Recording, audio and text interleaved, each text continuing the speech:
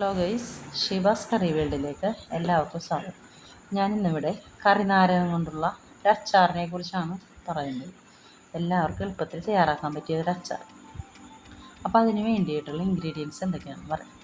ഒരു 3 കുടം വെളുത്തുള്ളി, ഒരു 15 പച്ചമുളക്, ചെറുതായി അരിഞ്ഞ ഇഞ്ചി 1 ടീസ്പൂൺ, പിന്നെ ആവശ്യത്തിന് വേപ്പില, പിന്നെ അത് കൂടാതെ ഒരു 20ഓളം ഈന്തപ്പഴം കുരുകളൊന്ന് ചെറുതായി അരിഞ്ഞത്. അപ്പം ഒരു 3/4 കിലോ തൂക്കം വരുന്ന കറിനാരകമാണ് ഞാനിവിടെ എടുത്തേക്കുന്നത്.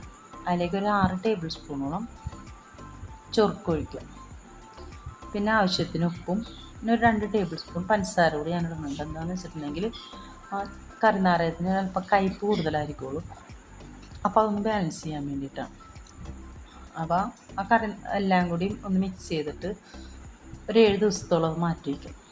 അപ്പോൾ 7 ദിവസം കഴിഞ്ഞ് അത് പുറത്തെടുക്കുമ്പോൾ ഞാനൊരു 2 പാക്കറ്റ് അച്ചാർ പൗഡറാണ് അത് ഉണ്ടാക്കാൻ വേണ്ടി ഉപയോഗിക്കുന്നത്. അതിലൊരു പാക്കറ്റ് അച്ചാർ പൗഡർ ആ നാരങ്ങയിൽ മിക്സ് ചെയ്തൊരു 10 മിനിറ്റ് മാറ്റി വയ്ക്കും. അതിനുശേഷം അടപ്പ് കത്തിച്ച് ഒരു ചട്ടി വയ്ക്കുക. ചട്ടി നന്നായിട്ട് ചൂടായി കഴിയുമ്പോൾ അതിലേക്ക് വെളിച്ചെണ്ണ ഒഴിച്ചു കൊടുക്കുക. വെളിച്ചെണ്ണ എന്ന് പറയുമ്പോൾ ഞങ്ങൾ ചക്കിലാട്ടിയ വെളിച്ചെണ്ണയാണ് ഇവിടെ വാങ്ങിക്കുന്നത്. അപ്പോൾ ആ വെളിച്ചെണ്ണയാണ് നമ്മൾ ഒഴിച്ചു കൊടുത്തായിരുന്നു. അപ്പോൾ അതിൻ്റെ കൂടെ തന്നെ നല്ലെണ്ണ ഞാനൊരു 100 ഗ്രാമിൻ്റെ നല്ലെണ്ണയാണ് വാങ്ങിച്ചത്. അപ്പോൾ അതിലൊരു പകുതിയാണ് ഞാൻ ഇതിനകത്തേക്ക് ഒഴിക്കുന്നത്. എന്താണെന്ന് വെച്ചിട്ടുണ്ടെങ്കിൽ ഈ അച്ചാറുകളൊക്കെ പൂപ്പൽ വരാതിരിക്കാൻ വേണ്ടിയിട്ട് നല്ലെണ്ണ നല്ലതാണ്.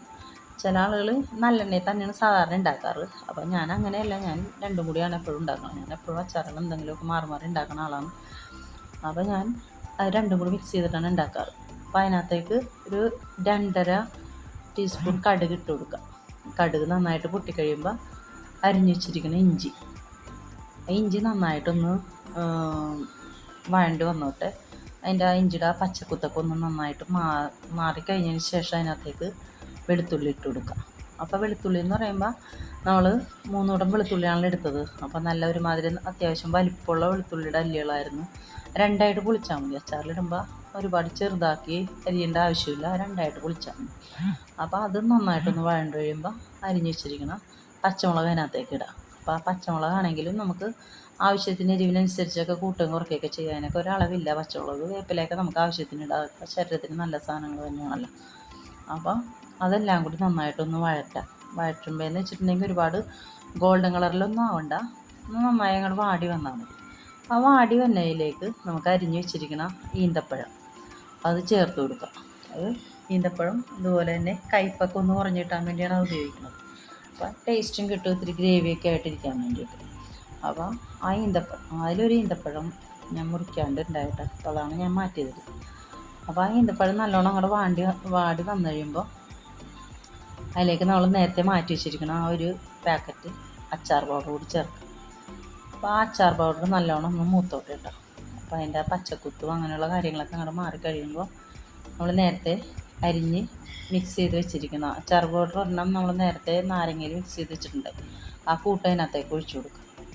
അതും നന്നായിട്ട് ലോ ഫ്ലെയിമല്ല, കുറച്ചും കൂടി കിടന്നോട്ടെ. തീരെ അങ്ങോട്ട് ലോ ആക്കണ്ട.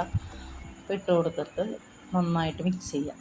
എന്നിട്ട് അതൊരു 10 മിനിറ്റോളം നമ്മൾ അടച്ച് വയ്ക്കാം. അപ്പം ഇടയ്ക്കൊന്ന് ഇളക്കി കൊടുക്കുക, അടിക്കൊന്നും പിടിക്കരുത്. അടച്ച് നന്നായിട്ട് വെച്ചിട്ട് ഒരു 10 മിനിറ്റ് അങ്ങനെ ഇരുന്ന് അത് വേകട്ടെ. അച്ചാർ അതൊക്കെ ഒന്ന് ആവട്ടെ. 10 മിനിറ്റ് കഴിഞ്ഞ് നമ്മൾ തുറന്ന് നോക്കുമ്പോൾ എണ്ണയൊക്കെ തെളിഞ്ഞ് ഭംഗിയായിട്ടിരിക്കണത് കാണാം. അപ്പോൾ നമ്മൾ അതിന് ശേഷം അത് 2 മിനിറ്റും കൂടി അങ്ങനെ ലോ ഫ്ലെയിമിൽ കിടന്നോട്ടെ. അതിൻ്റെ വെള്ളത്തിൻ്റെ അംശമൊക്കെ ഉണ്ടെങ്കിൽ അങ്ങോട്ട് പോട്ടെ. അത് കഴിഞ്ഞ് നമ്മൾ അത് ചൂടാറി കഴിയുമ്പോൾ അത് ഒരു കണ്ടെയ്നറിലേക്ക് മാറ്റുമല്ലോ. അപ്പോൾ അതിലേക്കൊരു ഇത്തിരി എണ്ണ കൂടി ഒഴിച്ചു കൊടുക്കുക, നല്ലെണ്ണ. അതിനുശേഷം ഈ അച്ചാർ അതിനകത്തേക്കാക്കുക. വീണ്ടും അതിൻ്റെ മീതെ കുറച്ച് നല്ലെണ്ണ കൂടി ഒഴിച്ചു കൊടുക്കുക. എന്നിട്ട് അതൊരു സ്റ്റോർ ചെയ്ത് നമുക്ക് 1 വർഷം വരെ സൂക്ഷിക്കാൻ പറ്റും. അപ്പോൾ എൻ്റെ ഈ വീഡിയോ എല്ലാവർക്കും ഇഷ്ടമായെങ്കിൽ എല്ലാവരും ലൈക്ക് ചെയ്യുക, ഷെയർ ചെയ്യുക, സബ്സ്ക്രൈബ് ചെയ്ത് സപ്പോർട്ട് ചെയ്യുക. Thanks for watching.